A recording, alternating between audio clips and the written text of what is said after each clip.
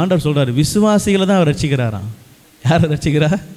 கவனிங்க, விசுவாசிக்கிறவர்களை. ஆமென். இது உலகத்துக்கு போய் சொன்னோன்னு வச்சிங்களேன், பைத்தியம். ஆனால் விசுவாசிக்கிற உங்களை மீண்டுமா என்ன செஞ்சிடலாம்? இந்த வார்த்தையை சொன்னால் புரிஞ்சுக்கிடுவீங்க. என் பைக்கில் செய்தவர் செய்வார்னு எழுதி வச்சுருப்பேன். அப்போது ஒரு இடத்துல சர்வீஸ் வரும்போது அவர் பார்த்துட்டு என்ன சொல்கிறாரு, நீங்கள் கிறிஸ்டினா? ஆமாம். இந்த வார்த்தை செய்தவர் செய்வார், இது ஆண்டவர் எனக்கு இது வரைக்கும் செஞ்சார், இது மேலே செய்வார் அப்படின்னு ஷார்ட்டாக எழுதியிருக்கிறேன். என் இருதயத்தை கொஞ்சம் கசக்கி விட்டுருச்சு இந்த வார்த்தை அப்படின்னாரு. அப்படியா? ஏன்? எல்லாருக்கும் இந்த வார்த்தை புரியாது. ஆனால் கிறிஸ்துவை அறிந்து பின்வாங்கி போனவங்களுக்கு சில வார்த்தை என்ன செய்யும்? இந்த வார்த்தை அது மாதிரி எனக்கு புரியுது. உனக்கு நன்மை செய்தவரை விட்டு விலகி போயிட்ட, அதனால தான் நீ ரொம்ப கஷ்டப்படுற. செய்தவர்கிட்ட என்ன செய்ய, திரும்பி வான்னு என்கிட்ட பேசுகிற மாதிரியே இருக்கு, என் இருதயத்தை காயப்படுத்துச்சு அப்படின்னாரு.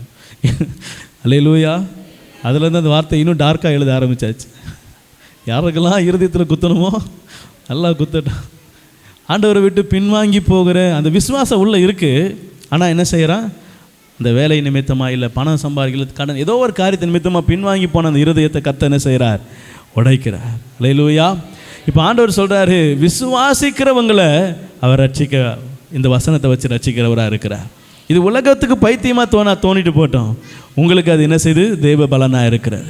அல்லேலூயா.